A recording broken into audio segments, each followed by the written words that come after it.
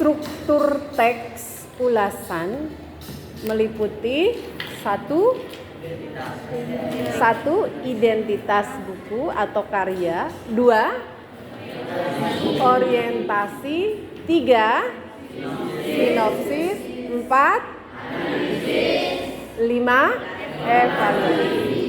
Siapa yang bisa menjelaskan bagian identitas? Identitas mencakup apa saja? Acungkan tangan. Ya, enggak. Identitas mencakup judul, pengarang, penerbit, tempat halaman, tahun terbit, sama. Cukup itu? Ya. Struktur teks yang kedua adalah orientasi. Coba siapa yang bisa menjelaskan tentang struktur yang kedua, yaitu orientasi? Acungkan tangan yang bisa. Orientasi itu disebut juga pengenalan. Seperti misalnya pada novel Ateis ini, pengenalannya sebagai novel yang mendapat penghargaan, mendapat perhatian yang cukup besar dari banyak kalangan dan lainnya. Struktur yang ketiga itu adalah struktur sinopsis. Siapa yang bisa menjelaskan? Ya, silakan Kade. Sinopsis itu berupa ringkasan yang menggambarkan pemahaman penulis terhadap suatu novel. Struktur teks ulasan yang keempat adalah analisis. Apa saja yang ada pada bagian analisis? Siapa yang bisa? Analisis berupa paparan keberadaan unsur-unsur cerita seperti tema, penokohan, dan alur. Struktur teks ulasan yang terakhir adalah evaluasi. Apa yang ada pada bagian evaluasi? Kelebihan dan kekurangan suatu karya. Ya, bagus. Selain struktur teks ulasan, yang tak kalah pentingnya untuk diperhatikan dalam menyusun teks ulasan adalah kaidah kebahasaan teks ulasan. Ada 4 kaidah kebahasaan teks ulasan yang dibahas di dalam buku siswa ini ya. Yang pertama apa? Siapa yang bisa? Ya, silakan Fauzi. Menggunakan konjungsi penerang. Contohnya bahwa, ialah, adalah, dan lain-lain. Yang kedua, Konjungsi temporal yang berhubungan dengan waktu. Contohnya sebelum dan sesudah, lalu, kemudian, dan lain-lain.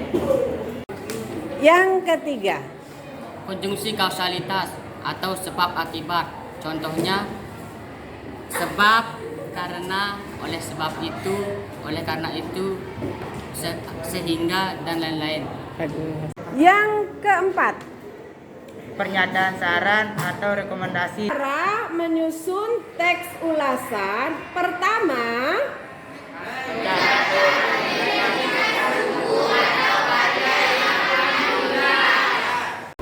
yang kedua,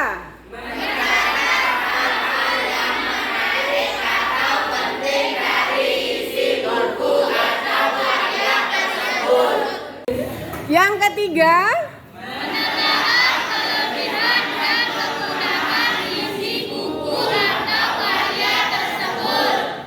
keempat,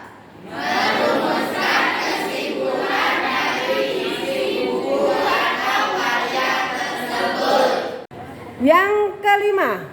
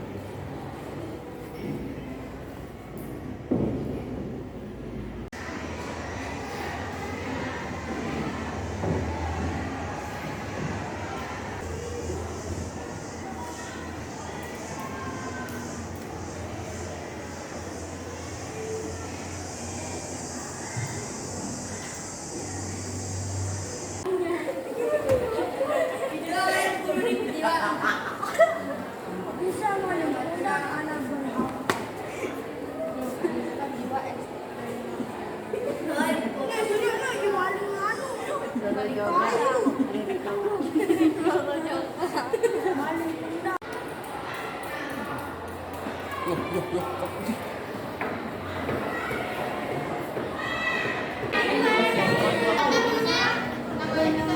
senang baca cerita bergambar ya?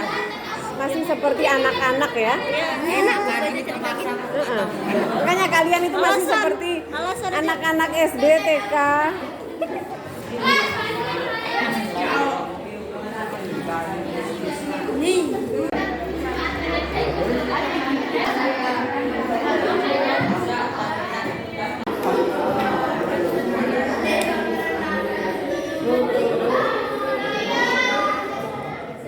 Bu, ini semuanya nggak ditulis Bu, atau satu aja? Kalau memang kamu membaca cerpennya satu saja, ya tulis satu di sini. Kalau kamu cerpennya pernah membacanya dua, ya tulis dua-duanya. Misalnya nih ya, dongeng misalnya, nggak ada yang pernah baca cerpen tapi pernah baca dongeng misalnya. Dongeng Malin Kundang judulnya di sini ya.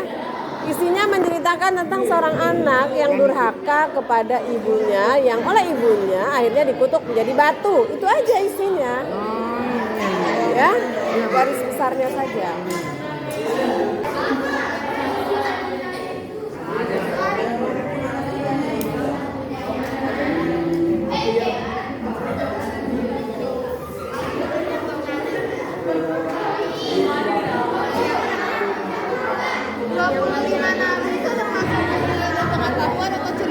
Apa? Ilmu pengetahuan tentang agama. Oh iya, Rubis baca.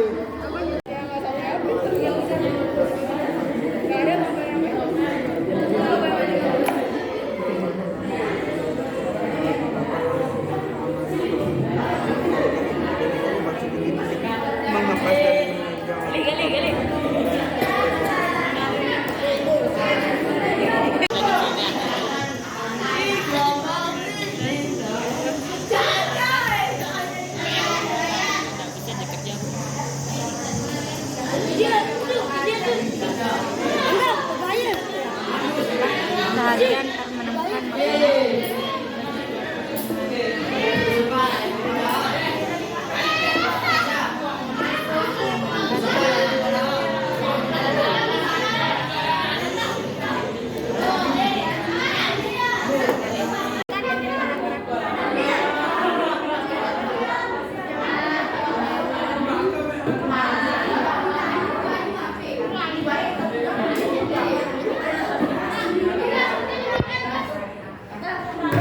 Kenapa? Oga masih sakit, nggak mau istirahat.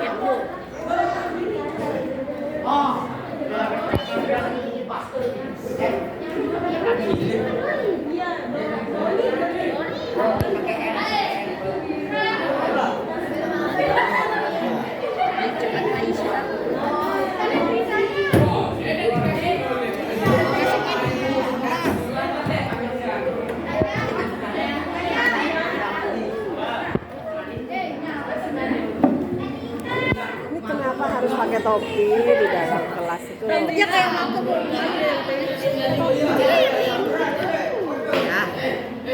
Film saya tuh kayak nyari. Kenapa sebagai sebuah film mengandung yang kaya makna. Jadi film ini kalau penonton konsider mengatakan film ini bermakna. Sebaliknya bagi pemilih jawaban negatif atau penonton yang negatif maksudnya ya, tak lagi perlu memaksakan diri untuk menikmatinya. Hal ini karena dari awal hingga akhir Beth hanya mengambil satu setting kehidupannya di sebuah masa jiwa. Jadi kalau penonton yang melihat film ini negatif, mereka akan menganggap film membosankan karena latar atau settingnya di situ saja di rumah sakit jiwa. Ya. Paragraf ketiga, dia sudah jawab. Inti cerita film Beth berkisah cinta yang tragis antara Beth atau Elizabeth atau Ine Febrianti dan Vesta atau Bucek sebagai dua anak manusia yang hidup dalam lingkungan sosial berbeda. Dan kisah ini ada dalam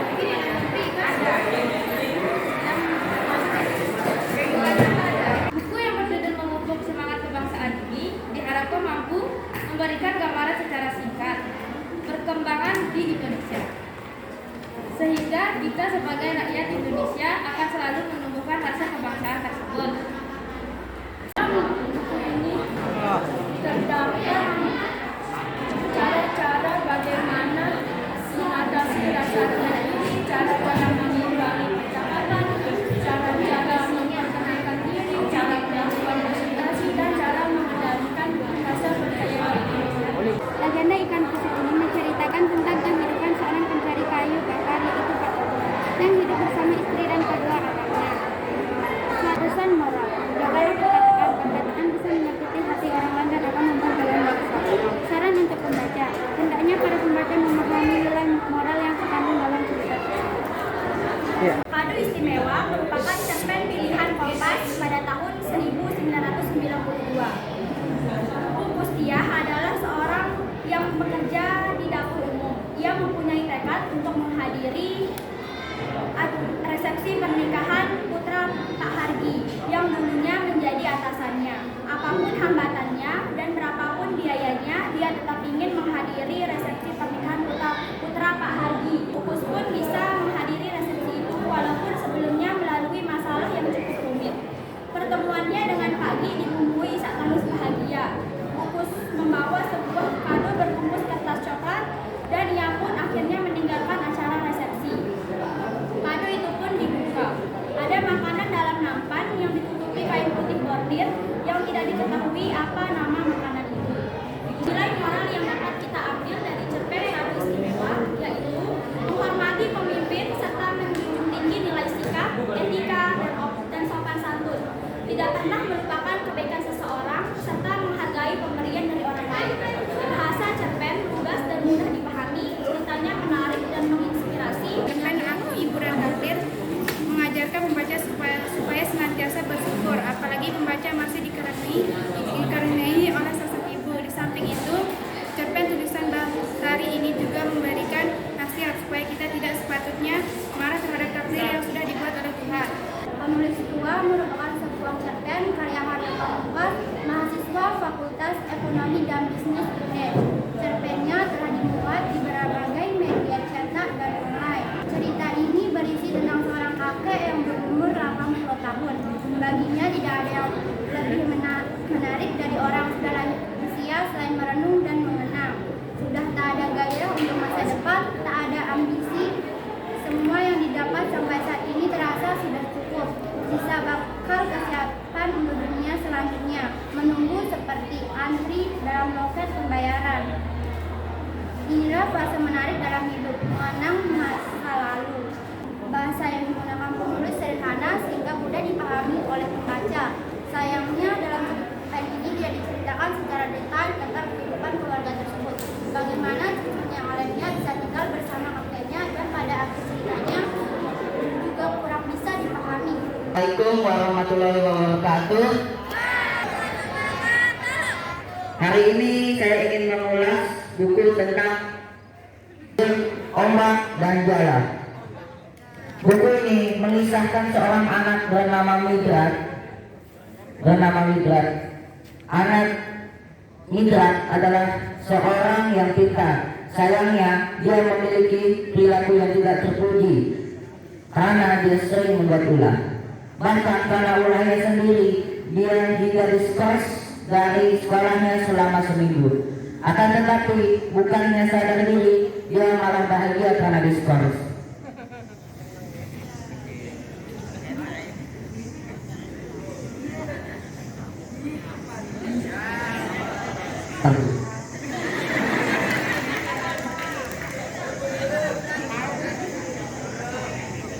Ini kita dapat pelajaran bahwa percuma jika kita pintar tetapi perilaku kita masih buruk.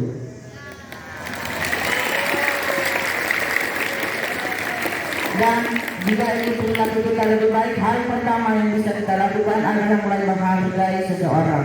Karena jika kita menghargai seseorang, maka orang tersebut akan menghargai kita juga. Sampai di sini ulasan dari saya. Assalamualaikum warahmatullahi wabarakatuh.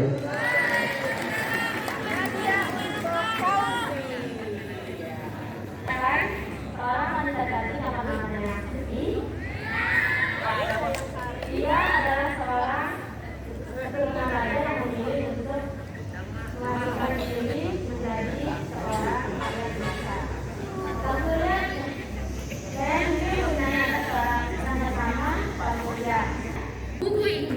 berisi tentang beraneka ragam budaya Bali dan Lombok. Selain itu juga terdapat kehidupan suku Sasak, tarian sakral, filosofi rumah adat tradisional, pembagian kasta di Bali, dan masih banyak lagi. Ketika hendak menyantap makanannya, Jadi kamu bagikan guru jadi bapaknya. orang tuanya datang untuk bergabung. Jadi Anda apa jadi Jadi lihat Bu Guru.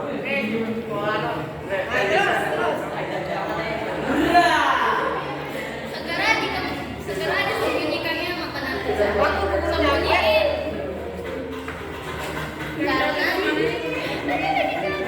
Karena dia tidak ingin berbagi makanannya bersama. Setelah orang tuanya pergi, Nanti bapak kan ngomong gitu pelit.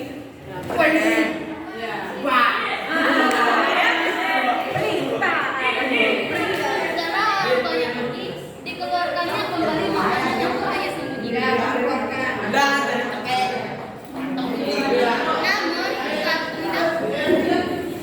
Namun saat hendak mengambil makanan, makanan tersebut malah berubah menjadi topeng besar.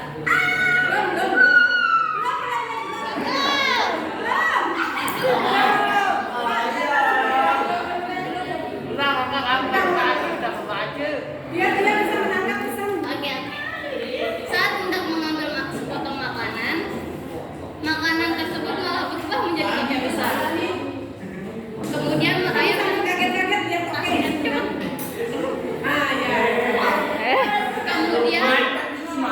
Kemudian tokek tersebut merayap dan menempel di wajahnya.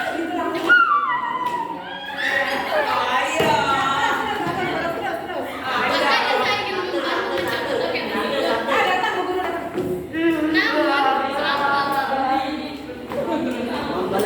Namun selalu gagal. Dan pria tersebut terpaksa pergi dari desanya. Pergi cek. Kamu yang pergi. Halo terus. Ayah.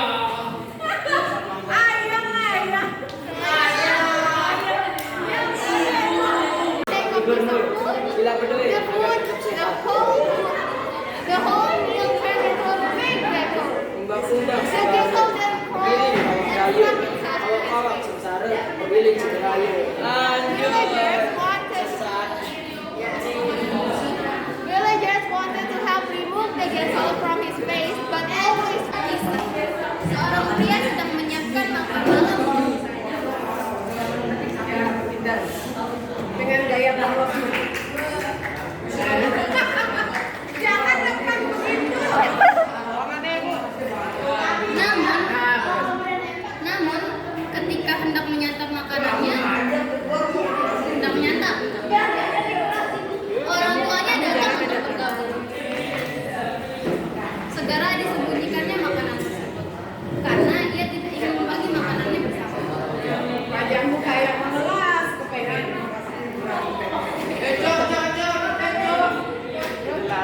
Warga desa ingin membantu mencabut tokek tersebut.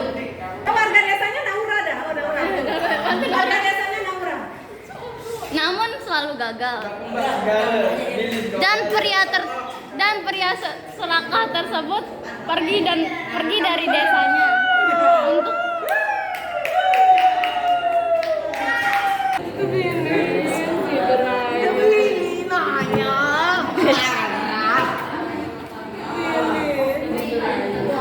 Beli benang, buah bantis, buah bagu. Kamu dengan kau singgeger, dia tanda dek laku. Ada jawabannya enggak? Kalau ada jawabannya enggak lakunya ada jawabannya. Ada. Enggak ada tapi jawabannya. Beli benang, lebih si beber. Buah bantis, buah bagu. Beli pau. Kalau mendengar kau singgeger, dia tanda dek laku. Jawabannya enggak itu. Warna toke, cakep, beli duren, lebelan. kembali lagi. Enggak apa-apa. Oh, enggak apa-apa, enggak laku. Nggak apa-apa, gue nggak laku. Biar. Gak apa-apa gue gak laku. Iya. Yang penting gue duit. Kisah ini berjudul The Ungrateful Man. Once upon a time, in a small village, there lived a fine young man with his parents. One day, he was preparing a meal for himself to eat.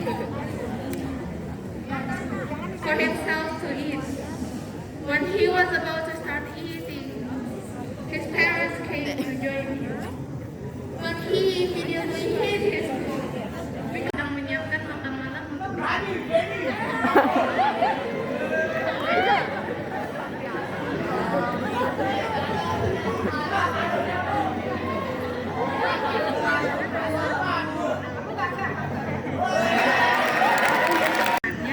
orang tuanya datang.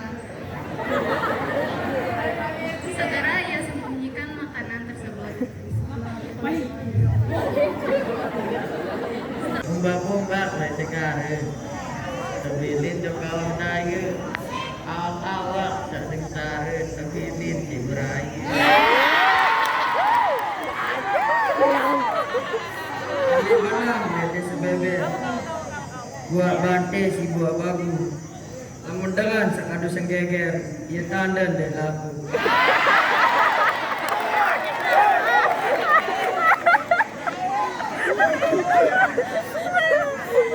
Ya, ini nggak bisa ngegel.